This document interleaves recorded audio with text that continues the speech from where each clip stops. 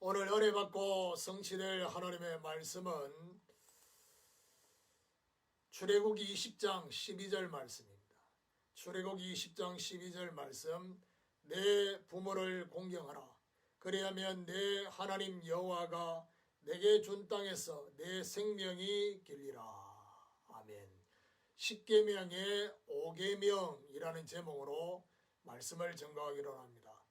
지난 주간까지 1계명부터 4계명까지 하나님과의 관계 속에 계명을 말씀을 받았습니다.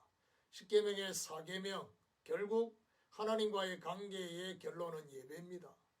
예배하는 안식일, 안식일을 기억하고 거룩하게 지키라. 그래서 안식일은 어떤 면에서는 일주일의 마지막 날입니다. 그래서 우리가 마지막 마침표를 찍을 때는 하나님의 주권의 마무리로 마침표를 찍어야 됩니다. 하나님이 하셨음을. 그리고 새롭게 시작할 때는 구원의 은혜로 시작하는, 애굽 땅 종되었던 곳에서 너희를 인도한 나 여호와니라. 그리고 안식 후 첫날 우리 주님이 부활하신 그날을 기념해서 주일을 지키면서 6일이 주일이 되도록 주님의 날을 회복해야 되겠습니다. 자, 오늘부터 이제는 인간관계, 그 첫 번째 10계명의 5계명은 부모를 공경하라 라는 말씀입니다. 대부분의 10계명의 말씀은 하지 말라 라는 말씀인데 5계명은 적극적인, 긍정적인 그런 의미가 있습니다. 공경하는데 적극적이어야 된다. 자, 이 말씀 속에 뭐가 있습니까? 그리하면이라는 약속이 그 안에 있습니다. 부모님을 공경하는 것을 어떻게 해요? 잠언 3장 9절에 보니까 여호와를 경외하듯 공경하라. 똑같은 단어를 사용했습니다.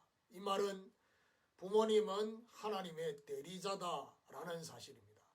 그래서 부모를 공경해야 할 이유가 바로 하나님의 역사와 관계에 있기 때문에 그렇습니다. 자, 그렇다면 오늘 10계명의 5계명을 통해서 부모를 통한 하나님의 역사가 어떤 것인지를 제대로 봐야 되겠습니다. 그 첫 번째로 부모를 통한 생명입니다. 자, 아담, 하와 하나님이 직접 사람을 흙으로 빚었죠. 그 이후의 모든 사람은 부모를 통해서 생명이 부여되도록 하나님이 창조 원리를 그렇게 만드셨습니다. 그래서 창세기 4장 1절에 보니까 아담과 하와가 동침하여 임신했는데 여호와로 말미암아 등남했다. 이게 이제 원리입니다.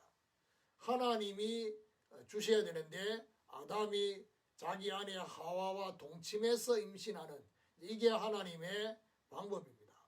창세기 2장 7절에 보니까 하나님이 아담을 지으실 때 흙으로 지으시고 그 코에 생기를 불어넣어서 생명이 있는 존재로 만드셨던 것처럼 육체와 영혼이 부모를 통해서 전달하게 하시는 하나님의 방법이 그 안에 있습니다.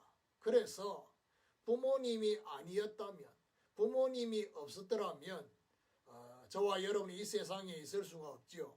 그래서 부모에 대한 감사의 마음으로 뭐 해야 됩니까? 순종하라 했습니다. 에베소 6장 1절에 보니까 내 부모를 주 안에서 순종하라. 골로새 3장 20절에도 보니까 부모님을 기쁘게 하라. 그렇게 말씀을 하고 있습니다. 그런데 문제는 부모에 대한 상처를 가지고 있는 사람들의 대부분은 부모가 나에게 상처를 가한 가해자다, 그렇게 보고 있습니다. 사실 어떤 면에서는 한쪽 면으로 보면 틀린 말이 아닙니다. 그런데 저와 여러분이 거기 있으면 저와 여러분 인생이 굉장히 힘들 겁니다. 마음이 힘들고 계속해서 우리 자리에, 우리 심령에 원망의 마음이 떠나지 않을 것입니다. 분명한 것은 사단의 역사를 제대로 보면 부모님 또한 가해자가 아니라 피해자다라는 사실, 그리고 더 중요한 것은 이 속에 하나님의 절대 계획을 찾는다면 하나님의 역사가 보이게 됩니다. 그래서 사단의 역사를 보고 하나님의 역사를 보면서 감사해야 할 것이다 라는 사실입니다. 두 번째로 부모를 통한 축복입니다. 하나님은 생명과 함께 부모를 통해서 축복하십니다. 창세기 9장 18절에서 27절에 노아가 그 아들 셈과 함과 야벳을 향해서 축복하고 또 저주한 그 그대로 됐습니다. 그래서 부모님은 축복의 통로입니다. 성경의 신명기 21장 5절에 보니까 레위 지파 제사장에게는 축복권이 있습니다. 그러니까 주의 사자 목사님에게 축복권이 있고 창세기 49장 전체가 야곱이 그의 아들을 향해서 축복하는, 특별히 22절에서 26절은 요셉을 두고 축복하는 내용입니다. 부모의 축복권입니다. 그래서 잠언 3장 9절에 여호와를 경외하듯 어떻게 해요? 좋은 것을 우선으로 부모님께 드리려고 하는 그 마음, 그게 정상적인 마음이다 라는 사실. 그리고 정말 부모를 영광되게 하는, 부모님을 부끄럽게 하고 부모의 근심이 되게 하는 게 아니라 부모를 영광되게 하는 대표적인 인물이 다윗입니다. 사무엘상 17장 58절에 보니까 골리앗을 이기고 돌아온 다윗을 향해서 사울왕이 묻습니다. 네가 누 집 아들이냐? 라고 물었을 때 주의 종 베들레헴 사람 이새의 아들입니다 라고 말했습니다. 그래서 저와 여러분은 부모의 근심이 되지 않게 해야 할 것입니다. 창세기 26장 34절 35절에 보니까 에서는 그야말로 불신 결혼을 통해서 부모의 마음에 근심이 됐다고 했습니다. 딱히 불신 결혼을 했기 때문에 근심이 됐다, 이 말이 그거는 어떤 면에서는 한 가지처럼 보입니다. 그런데 저와 여러분 인생에 있어서 중요한 선택과 결정 중에 결혼만큼 중요하게 차지하는 게 없습니다. 그 말은 나머지도 다 그런 식으로 선택하고 결정했다는 겁니다. 그래서 저와 여러분이 부모를 통한 축복을 제대로 받을 수 있도록 그렇게 해야 되겠습니다. 그리하면 내 하나님 여호와가 내게 준 땅에서 내 생명이 길리라. 세 번째로 가나안 땅에서 장수할 것이다라는 것입니다. 공경에 대한 약속이 뭐냐? 하나님 주신 가나안 땅에서 생명이 길게 될 거라는 것입니다. 이 가나안 땅이 어떤 땅입니까? 메시아가 올 가나안 땅입니다. 본론을 위해 장수하게 될 것을 의미하는 것입니다. 오래 사는 것도 중요하지만 어떻게 사느냐는 것은 더 중요하지요. 잠언 3장 1절 2절에 보니까 부모 공경의 말씀을 지킬 때 평강을 더하여 주시는 장수. 그러니까 그냥 장수가 아니라 평강을 누리는 장수입니다. 그리고 에베소 6장에 보니까 바울이 부모를 주 안에서 순종하고 공경할 때 어떻게 해요?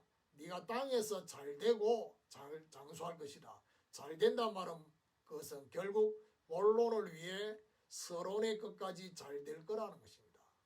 요한 3서 1장 2절에 내 영혼이 잘된 같이 범사가 잘되고 강건할 것이다.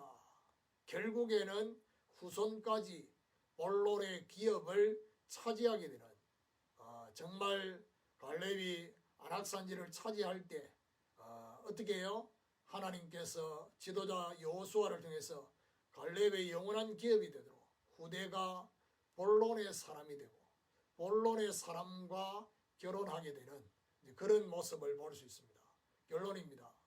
10계명의 5계명을 적용해 보면요, 우리는 부모라고 할 때는 단순히 나의 육신적인 부모만 생각하는데 성경은 부모의 또 다른 의미가 있습니다. 그게 바로 우들은, 그리고 서성, 영적 서성까지도 부모에 포함되어 있습니다.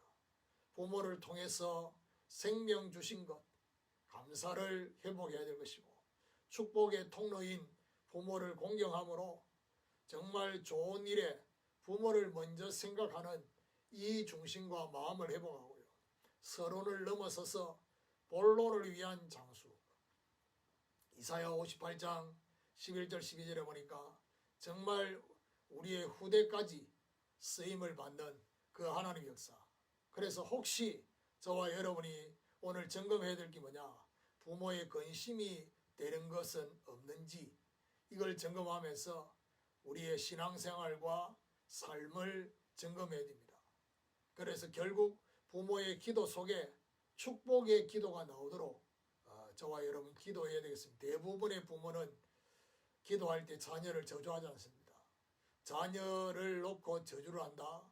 자녀에 대해서 축복의 기도보다는 정말 하나님 앞에 간구의 기도를 한다. 그 말은 무슨 말이죠? 지금 뭔가 제대로 된 것이 아니다는 것을 말해주는 것입니다.